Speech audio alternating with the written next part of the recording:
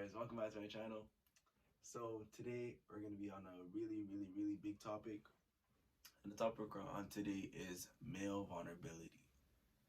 Yeah, it's a big topic, but I think, we do need to take it on and understand how we have gotten to this place, how men are, emotionally unavailable or things such as that and those kind of titles. I feel like we need to have a dialogue and dig into that and see, what causes that. So I seen a video recently and that has caused me to want to bring up this topic and force this dialogue that needs to be had. But before we even bring up that video or show the video on the channel, here's my intro.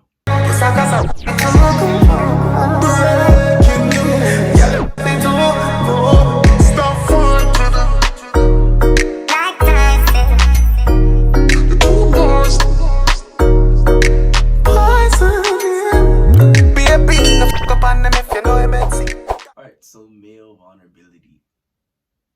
Yeah. So I was watching this video the other day on Twitter by this comedian called Clara Trapper. And the video is very funny. Don't get me wrong, the video is very funny. I laughed so many times. But after laughing, I seen that, there's actually a trueness to this topic that needs to be discussed. And, she's talking about, men having demons and men not wanting to vent to women because the guy tweeted that he doesn't want to vent to his girlfriend and it's not smart to vent to your girlfriend. So, with no further ado, here's the video. As a man, you never supposed to vent to your girl. Are you fucking kidding me? You know what a relationship is? A partnership? A couple? A joint? A two? The two is one. You're not supposed to share your thoughts that you have, your problems, your issues with your girlfriend. This is literally why you dumbass men be having demons. I'm fighting demons. This is where your demons come from, bitch. You're not venting to your partner. You're not talking to someone. That's where the demons come from. And that's why you have them. So we watched the video. It's a good chuckle. It's a really good video. It's very funny. I applaud her on it. But there's a seriousness to it. I believe that there's three giant points as to why male vulnerability is so hard to achieve in today's society. Because of three major points. So the first point is your upbringing. Second point, society. And the third point is experiences. So let's start with the first one. Your upbringing. How were you raised as a man? Well, I could speak as a young black man from the Caribbean background. And it's different, to say the least. Right? So it never happened to me before, but I've always seen it happen to other people. It could be two little boys fighting and one of them would cry because obviously they got hurt. And the mother, the father, the uncle, someone would come over and tell them, get up, stop crying. The child's hurt. Or, oh, if you don't stop crying, I'm gonna beat you on top of it. That's I love my culture, but we have some toxic ways. And another thing you always hear is, oh, are you a gal picnic? So obviously the child stops crying because they're taught, even at an early age, that they're not a girl. So then they think, okay, well, crying makes you a girl, and I'm not a girl. So obviously they're gonna get up and stop crying. Then you hear, are you gay? Are you, there's other references, but I obviously can't say that.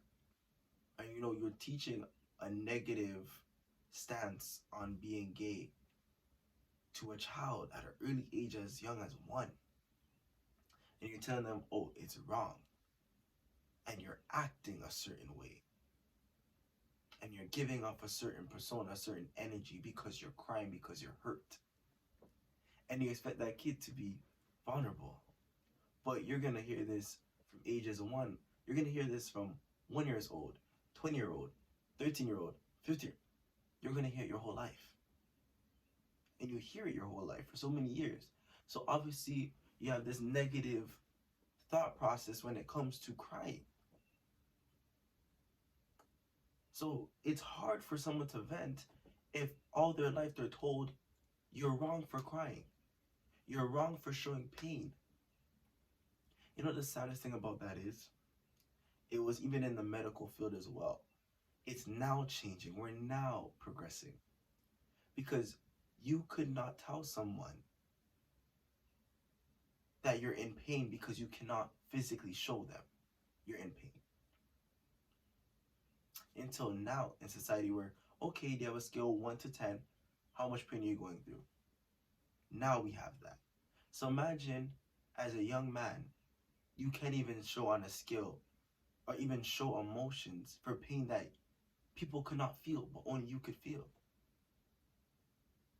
And imagine you drop on your knee and you scrape your knee and you can't show pain for that. So imagine your mental health. Imagine when you're depressed, imagine when you're sad, imagine when you're suicidal. You can't say nothing to nobody. Because there's no reason, there's no action as to why you're having this action of tears. You can't say to somebody, oh, I'm crying, I don't know why I'm crying, because someone's going to look at you like, why are you crying? You have no reason to cry. But you taking that away from somebody, especially a young man at a young age, and always doing that over and over, over and over, it's going to become nature to them. No, I will not cry. And I would never side with abusive men or alcohol or, with drug abuse. I would never side with that. But people have different coping mechanisms. And that's because of the hardship that they had to go through. You couldn't explain that you're in pain from a young age. So you find other loops, other ways, other doors for you to escape it. I know people that smoke weed to escape the pain. I know people that drink to escape the pain. Oh, I want to feel, I want to feel turned tonight so that I don't have to think about this. You know what I mean? Some men get so angry and abuse their wives, abuse their girlfriends because they cannot tell their anger. And once again, I will never side with the abuser. But people have different mechanisms. And then it's even worse if you grew up in a household and you've seen your father or a father figure, supposedly a father figure, beat your mom. It's sad. And that's upbringing. That's upbringing. You're told you can't cry. You're told you can't feel pain. You don't feel pain as a man. It's not manly to feel pain. Society. Society. I've been on this earth for 21 years. And for 21 years, we're still conveying this tough man thing. And what makes you a strong man is not until 2020, maybe a little bit of 2019, that we're starting to see men actually being able to express themselves. Characters in TV shows expressing themselves. Men are able to actually cry. You know what I mean? Things that are actually showing us that we are able to have emotions. But throughout history, men always had to be tough. You couldn't tear. You can't show tears. The man who would show tears in a TV sitcom was looked as weak. You're being too girly. You're too in touch with your emotions. You know what I mean? And it's sad. It's really sad. And with TV shows and programming, things like that program your mind as a child and program your mind as an adult, you tend to look at those things and say, okay, well, those are perfect examples for myself. They're not. They're not, because they're conveying what society wants to convey. It's just like the standard of beauty. It's not true. There is no standard of beauty. Beauty is beauty. Beauty is in the eyes of the beholder. Just like masculinity. Don't let anybody take that away from you. Because TV shows are, someone will tell you that, you know, you're acting like a girl, or don't do that. Because guess what? When you're fighting your demons, when you're fighting your problems, there's no one that you could tell. Or at least you feel like that. You feel like that. That's why, you know, there's such a high suicide rate for black males.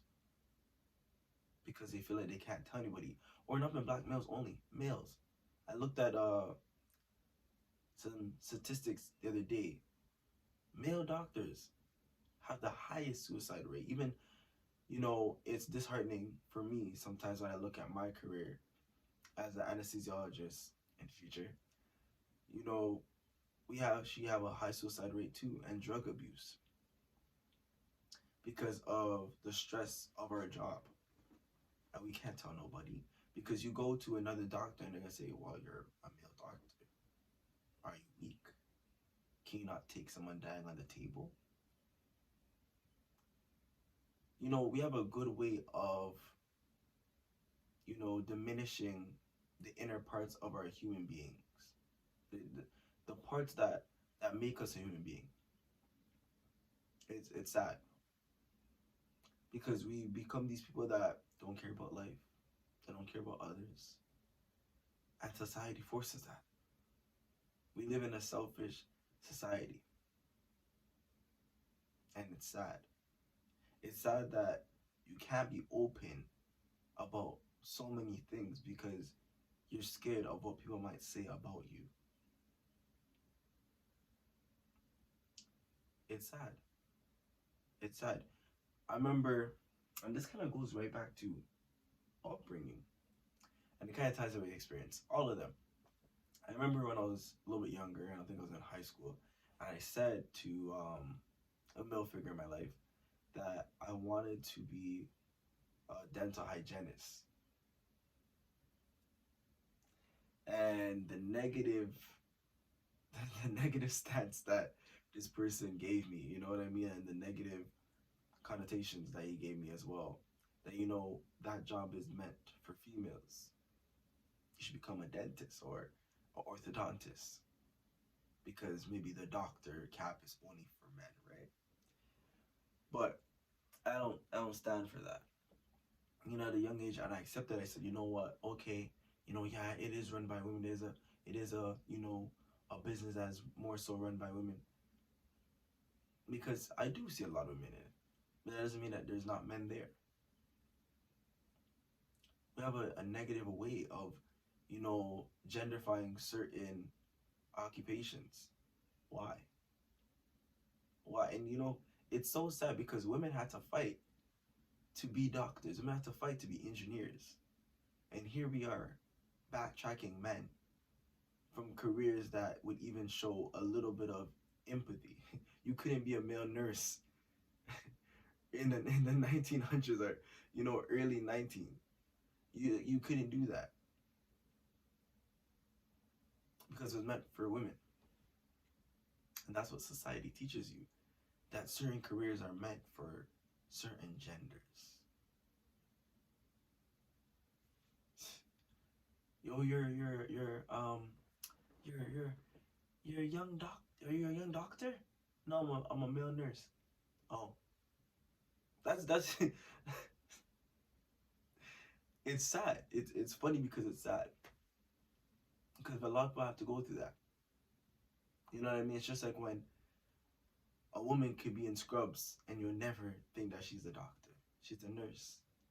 She's the tech. You know? It's sad. But that happens to men too. And that's not watering down the struggle that women have to go through. I stand by every woman that has to go through that. But we have to go through it too. So the last one is experiences.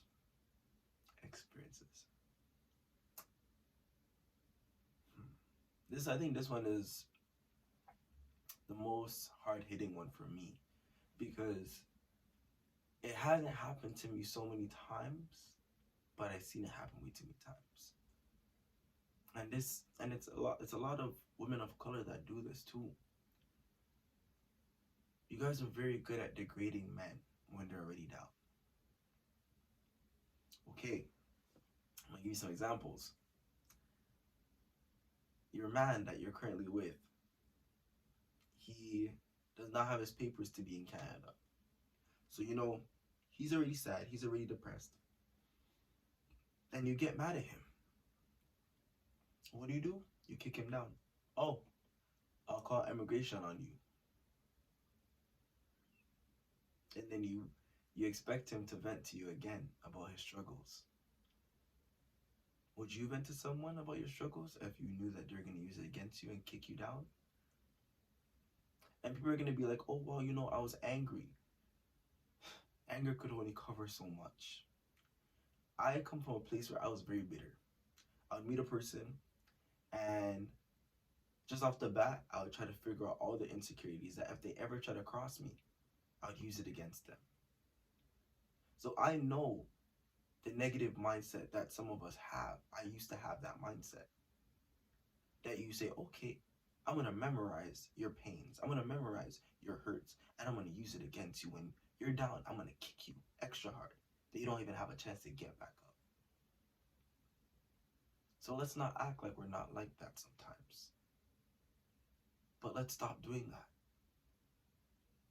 Your boyfriend just lost his job, and he can't provide for the family anymore. He's already down, he's already depressed, he's already sad. Oh, that's you're broke. That's you have nothing. Good for you. That's why, you know, they fired you at your job. How does that help? How does that help? How does that help? I don't understand that. He's already down and you're gonna kick him when he's already down. That don't make no sense to me. It doesn't. So when men have a problem with venting, have a problem with opening up, understand that there's probably trauma that led them to that point. It only takes one of these three things to cause you to want to not show any emotions, cut off your emotional side, hide your hurts. It only takes your upbringing. It only takes your society. It only takes your experiences. So after watching this video, I just pray to God that you take time and show love and compassion to, you know, your fellow male men, you know, and sometimes it may come off as, you know, they're egoistic or they're narcissists, that they only care about themselves and they only put themselves at the front of the platform. But guess what? There's a deeper concept to that. They have to lie to themselves because society tells you that you have to lie to yourself. Your experiences tell you that you can't open up. Your family will bash you. Your upbringing will bash you for showing emotions. So please understand what we're going through. Please. My last topic that I want to speak about is about just being a black man in society today. Today is March 30th when I made the video. It's going to be released March 31st, I think. Yeah. But about being a black man, I think all of us are truly in fear right now. You know, not just only black men, but black people as a whole. We're really in fear right now because everything is coming against us. Everything. And, you know, you fight one demon, but there's a next one waiting. And then there's a next one waiting, and then there's a next one waiting. And you never stop fighting. A system built to defeat you. A system built to oppress you. A system built for you not to be successful unless you are corrupt in some way. That is the society that we live in right now. As a black man, you have black on black violence. I'm not gonna lie, I'm not gonna run from it. We are supposed to be our brother's keeper, but we're taking our brothers and sisters off of this planet at a faster rate than we could ever imagine.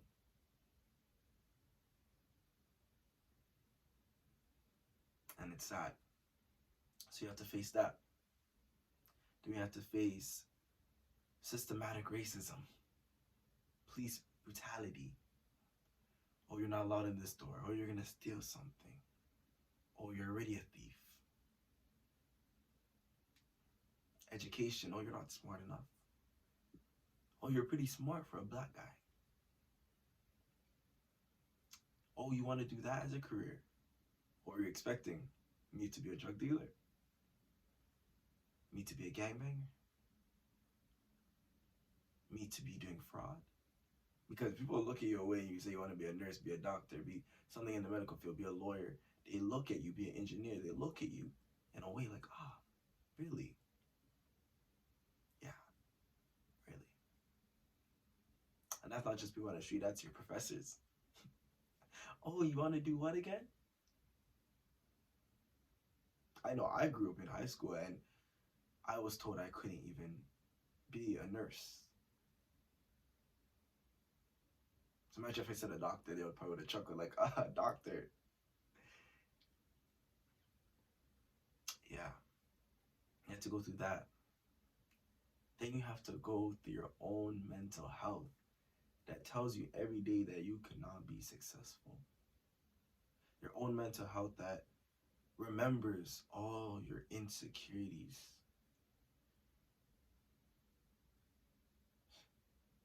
All of that. Those three things really have a way of killing a person. And I smile, but I'm trying to hold back the tears because it's really sad. Because how much more do you have to go through? How much more killing of our own brothers and sisters do we have to see by the hands of our brothers and sisters, by the hands of those of another race? How many times will we be labeled? How many times will we be stopped because of our color? Do you think, I wonder sometimes, do you think that people choose to be black? One thing though, I will never change my color. If I could go back and I could be in the place of God, I would never, ever change being black. I don't care what society will tell you. I don't care what society will tell me. But it does need to change. I personally have so many times where, I would write a resume, I would make a resume, and I would use my first name, Daquan. Daquan ain't getting no calls. Use my middle name, Lincoln. Lincoln will get the calls from those places. So, are you telling me that there's no space for Daquan, but there's a space for Lincoln?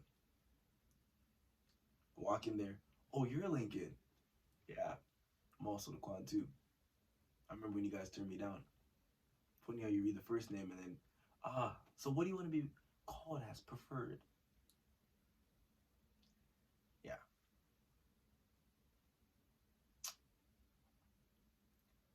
We can all make an impact. People of color, not only black people, help stand up for us. White people, stand up for us. I'm tired of this thing where I'm not racist, but your silence speaks volumes of a different level. Of a different level.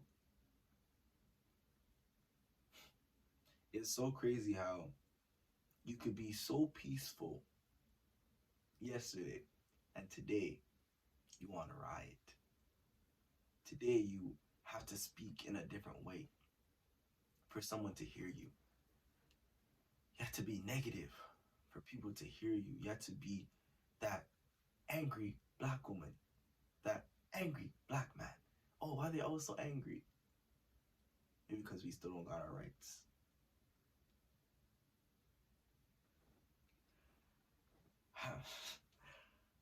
I hope that you guys enjoyed this video and stay safe, stay covered.